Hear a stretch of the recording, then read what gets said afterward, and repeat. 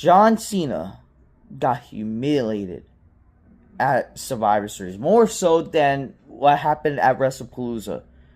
Was nothing more than an embarrassment, and Cena got straight up cucked at Survivor Series.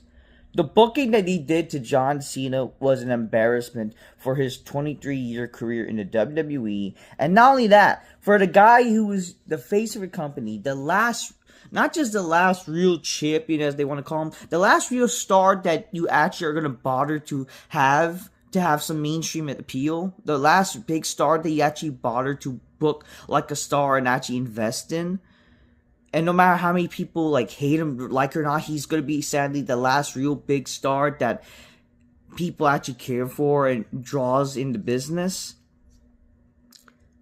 WWE has done the unthinkable, but this is all goes back to the blame of Triple H and WWE Creative, that they have decided to absolutely book John Cena in the most embarrassing way possible. How does it make any sense, by the way, for John Cena to get cucked? Literally, John Cena not only got cucked. That is the biggest embarrassment you can have. How does it make sense for a guy who was Super Cena, right? Who overcame the odds and yet gets cucked at SummerSlam? Cucked being by getting emasculated as well. He got the fact why is WWE's obsession with emasculating wrestlers nowadays, especially WWE wrestlers, compared to divas or whatever, women's wrestlers, whatever they want to call them now. Why is it that all of a sudden every male wrestler has to get hurt by a woman, but we can't do it back? So much for equality and shit, right? Back in the day, it made sense, especially with heel wrestlers to beat up on women. But the fact that women are constantly get the upper hand against male wrestlers is ridiculous. Raquel Rodriguez, but doing the finisher on Cena.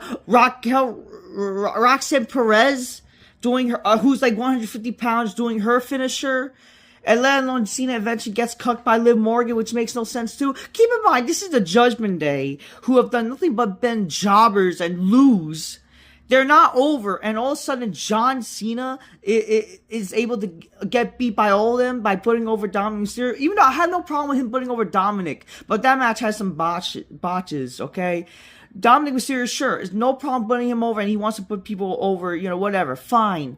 But you can't just do that after everybody lose in the Judgment Day. And again, making Cena look like an embarrassment is fucking ridiculous. The biggest star you had ever in a long time.